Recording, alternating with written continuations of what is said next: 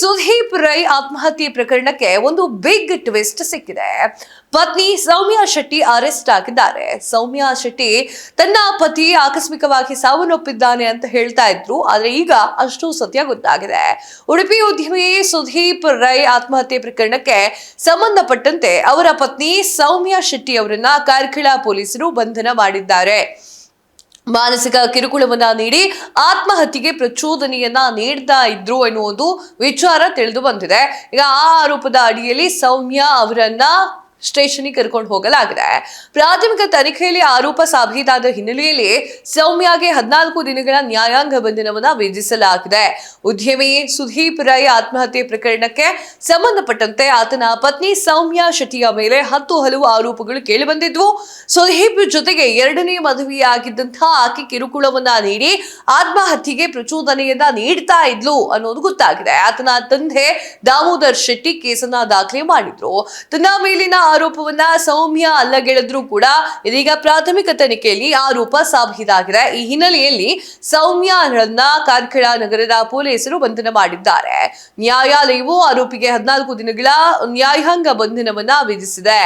ಪತಿಗೆ ಬೆದರಿಕೆ ಹಾಕಿದಂತಹ ಸೌಮ್ಯ ದಕ್ಷಿಣ ಕನ್ನಡ ಜಿಲ್ಲೆಯ ನೀಲ್ಯಾಡಿ ಮೂಲದ ಸುದೀಪ್ ರೈ ಫೆಬ್ರವರಿ 17ರಂದು ಕಾರ್ಕಳ ಮೂಲದ ಸೌಮ್ಯಾ ಶೆಟ್ಟಿಯನ್ನ ಪ್ರೀತಿಸಿ ಮದುವೆ ಆಗ್ತಾರೆ. ಮದುವೆಯಾದ ಬಳಿಕ ಸುದೀಪ್ ರೈ ಅವರು ಕಾರ್ಕಳದ ಬಂಗ್ಲೆಗುಡ್ಡದಲ್ಲಿರುವಂತಹ ಪತ್ನಿಯ ಮನೆಯಲ್ಲಿ ವಾಸವಾಗಿರ್ತಾರೆ. ಮಾರ್ಚ್ 17ರಂದು ತಾಯಿಯ ಜೊತೆಗೆ ಕಾರಿನಲ್ಲಿ ನೀಲ್ಯಾಡಿ ಕಡೆಗೆ ತೆರಳಿದಂತಹ ವೇಳೆಯಲ್ಲಿ ಸೌಮ್ಯಾ ಶೆಟ್ಟಿ ಕಾರಿಗೆ ಅಡ್ಡಗಟ್ಟಿ ಅವಾಚ್ಯ ಶಬ್ದಗಳಿಂದ ನಿಂದಿಸಿ ಬೆದರಿಕೆಯನ್ನ ಹಾಕಿದ್ದಾಳೆ ಅನ್ನೋದು ಗೊತ್ತಾಗಿದೆ. ಸುದೀಪ್ ಅವರ ಒಂದು ಪೋಷಕರು ಈ ರೀತಿಯಾಗಿ ಆರೋಪವನ್ನ ಮಾಡಿದ್ದಾರೆ. ಈ ಒಂದು ಘಟನೆಯ ಬಳಿಕ ಮಾರ್ಚ್ 22ರಂದು ಸುದೀಪ್ ರೈ ಅವರ ವಿಷವನ್ನ ಸೇವನೆ ಮಾಡಿದ್ದಾರೆ. ಸೌಮ್ಯಾ ಶೆಟ್ಟಿ ಅವರ ಸಂಬಂಧಿಕರಿಗೆ ಕರೆ ಮಾಡಿ ತಿಳಿಸಿದ್ಲು. ತಕ್ಷಣ ಅವರನ್ನ ಆಸ್ಪತ್ರೆಗೆ ದಾಖಲು ಮಾಡಲಾಗಿತ್ತು. ಚಿಕಿತ್ಸೆ ಫಲಕಾರಿಯಾಗದೆ ಮಾರ್ಚ್ 29ರಂದು ಸುದೀಪ್ ಮೃತಪಟ್ಟಿದ್ರು. ಆ ಬಳಿಕ ಪೊಲೀಸ್ ಠಾಣೆಯ ಮೆಟ್ಟಿಲೇರಿದಂತಹ ಮೃತದ ತಂದೆ ಸೊಸೆ ಸೌಮ್ಯಾಳೇ ಮಗನಿಗೆ ಮಾನಸಿಕ ಹಿಂಸೆಯನ್ನ ಕೊಡ್ತಾ ಇದ್ಲು, ಆತ್ಮಹತ್ಯೆಗೆ ಪ್ರಚೋದನೆಯನ್ನ ನೀಡಿದ್ದಾರೆ ಅಂತ ಹೇಳಿ ದೂರನ್ನ ದಾಖಲೆ ಮಾಡಿದ್ರು. ನ್ಯಾಯಾಂಗ ಬಂಧನ ಹೌದು. ಈ ಕುರಿತು ಕಾರ್ಕಳ ನಗರದ ಪೊಲೀಸ್ ಠಾಣೆಗೆ ಪ್ರಭಾರ ಪೊಲೀಸ್ ನಿರೀಕ್ಷಕರ ಮಂಜಪ್ಪ ಅವರು ನೇತೃತ್ವದಲ್ಲಿ ತನಿಖೆ ನಡೆಸಲಾಯಿತು.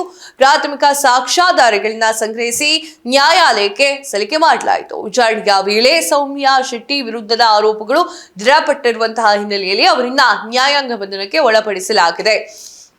ತಂದೆಯಿಂದ ದೂರು ನೀಡಲಾಗಿತ್ತು. ನಂತರದ ಬೆಳವಣಿಗೆಯಲ್ಲಿ ಯಾವ ರೀತಿ ಇತ್ತು ಅಂತಂದ್ರೆ ಸುದೀಪ್ ಶೆಟ್ಟಿ ಅವರ ತಂದೆ ದಾಮೋದರ್ ಅವರು ತಮ್ಮ ಸೊಸೆ ಮೇಲೆ ಅನುಮಾನ ಪಟ್ಟು ಗಂಭೀರ ಆರೋಪವನ್ನ ಹೊರಿಸಿ ಕಾರ್ಕಳ ನಗರದ ಪೊಲೀಸ್ ಠಾಣೆಯಲ್ಲಿ ದೂರನ್ನು ನೀಡ್ತಾರೆ. ಸೌಮ್ಯ ತನ್ನ ಮಗನಿಗೆ ವಿಷವನ್ನ ಹಾಕಿ ಕೊಂದಿದ್ದಾಳೆ ಅಂತ ಹೇಳ್ತಾರೆ. ಆತ ವಿಷ ಸೇವಿಸಿದಂತಹ ವಿಷಯವನ್ನ 7 ದಿನಗಳ ಕಾಲ ಮುಚ್ಚಿಟ್ಟಿದ್ಲು, ಸರಿಯಾಗಿರುವಂತಹ ಚಿಕಿತ್ಸೆ ನೀಡದೆ ಆಕೆ ಸಾಯಿಸಿದ್ದಾಳೆ ಅಂತ ಹೇಳಿ ಉಲ್ಲೇಖ ಮಾಡ್ತಾರೆ. ಆ ಒಂದು ಕಾರಣಕ್ಕೆ ಸೌಮ್ಯ ಮೇಲೆ ಪೊಲೀಸರಿಗೆ ಅನುಮಾನ ಮೂಡುತ್ತೆ. ನಿಮ್ಗೇನ್ ಅನ್ಸುತ್ತೆ? ಈ ರೀತಿಯ ಮದುವೆ ಆಗಬೇಕಾ? ಕಮೆಂಟ್ ಮೂಲಕ ತಿಳಿಸಿ. ಇದಾಗಿತ್ತು ಇವತ್ತಿನ ವಿಶೇಷ. ಮತ್ತಷ್ಟು ಸುದ್ದಿಗಳಿಗಾಗಿ ನೋಡ್ತಾ ಇರಿ ಸ್ಪೀಡ್ ನ್ಯೂಸ್. ಸುದ್ದಿ ನಿಮ್ಮದು, ವೇಗ ನಮ್ಮದು.